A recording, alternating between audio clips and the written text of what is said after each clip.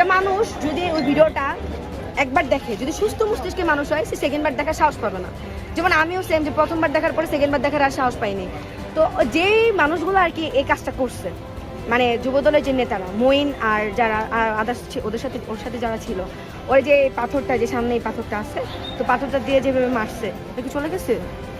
আচ্ছা যাই হোক, ওর পাথরটা যেভাবে এভাবে মারার পরে এখান থেকে আদমরা করে রাস্তায় নিয়ে ওখানে ওরা, মানে সরি, এখান থেকে আদমরা করে নিয়ে ওখানে রাস্তায় গিয়ে পাথর দিয়ে আবার মারছে। তো এটা হচ্ছে বিএনপির মূলত সব নেতাকর্মী মূলত মানসিক রোগী। তো ওদের মানসিক রোগী বলা যায়, কারণ ওরা যদি মানে নর্মাল মানুষ হইতো, এটা করার মানে চিন্তা করেন একটা মানুষের উপরে কতটা ঘৃণা থাকলে, শুধুমাত্র চালা দেয় নাই, এই জন্য ওরা এখান থেকে আদমরা করে রাস্তায় নিয়ে উলঙ্গ করে সেইখানে আবার পাথর দিয়ে মাইরা ওর রাস্তার উপর নৃত্য করতেছে। চিন্তা করেন একটা মানুষের উপর কত রাগ থাকলে একটা মানুষ এই কাজটা করে। যাই হোক ভাই, আমি তো ডিরেক্ট বলেই দিলাম, বিএনপি হচ্ছে, এটা আমি অনেকবার বলছি, আমাদের জুলাই অভ্যুত্থান যখন 24-এ আমাদের আন্দোলন শেষ ছিল, তখন আমি বারবার বলছি যে বিএনপিকে বারবার হুঁশিয়ারি করে বলছি, আপনাদের জন্য দেশ স্বাধীন করি নাই। আপনারা মনে করেন না যে আপনাদের জন্য দেশ স্বাধীন করে দিয়েছে, এবার আপনারা ক্ষমতায় আইসা আপনারা স্বৈরাচারী শুরু করবেন। আপনাদেরকে হুঁশিয়ারি করে একটা কথাই বলবো, দেশে আরেকটা স্বৈরাচার জাগতে দেওয়া যাবে না। তার জন্য আমাদের যদি আবার রাজপথে নামা লাগে, জুলাই এখনো মারা যায়। কিন্তু ওরা তো সহযোগী ছিল আপনাদের।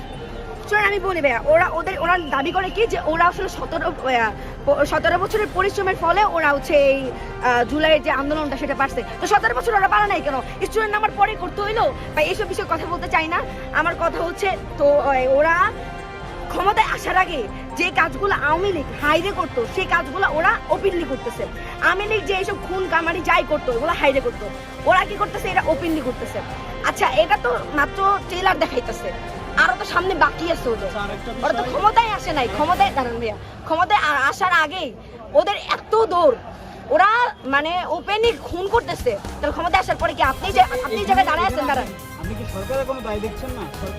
সরকার আমি শেষ করি ভাইয়া, আমি বিএনপির কথা শেষ করে সরকার আসতেছি। আমার হচ্ছে যে আজকে আপনি আসার একটাই রিজন, আজকে সকাল 8টা থেকে আমি মূলত আপনার শাহবাগে ছিলাম ওই দিকে, যেহেতু বৈষম্য বিরোধী ছাত্র আন্দোলন 10:30 একটা কর্মসূচি দিছিল, তারপরে কোনো একটা ঝামেলার কারণে সেটা স্থগিত হয়ে গেছে। আমাদের সন্ধ্যা 7টার দিকে একটা মশাল মিছিল আছে। তা আপনি একটা কথা, একটা জিনিস চিন্তা করেন, যে যেই দল, মানে আপনি এখানে দাঁড়ায় আছেন, হ্যাঁ, আপনাকে যে একটা থাপ্পড় মেরে বলবে না তুই দাঁড়াইছো যে জায়গাটা আমার, চাঁদা দে, চাঁদা দিবেন না, ব্যবসায়ীর মতো আপনাকে মেরে দিয়ে চলে যাবে। শুধু চাঁদা দেওয়ার জন্য একটা মানুষকে কিভাবে খুন করা, মানসিক রোগী ডিরেক্ট। বিএনপি যতগুলা নেতা কর্মী বলেন, ছাত্র দল, যুব দল, ছাত্র দলের একটা পোস্ট দেখছি আপনার কালকে রাত্রেবেলা, যে বলতেছে যে যুব দল মারছে, সেখানে ছাত্র দলের কে জন্য টানতেছে, মানে একই থালার এই পিঠ আর ওই পিঠ। এখন বলতেছে, এখন বলুন সরকারের কোনো দায় দেখছেন না আপনি?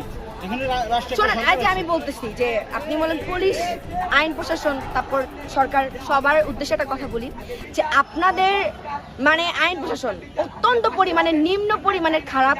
যে আপনাদের মানে একটা, মানে চিন্তা করেন যে পাবলিক স্পটে একজনকে খুন করা হইতেছে, অথচ আপনারা তার বিরুদ্ধে এখনো স্টেপ নেন নাই।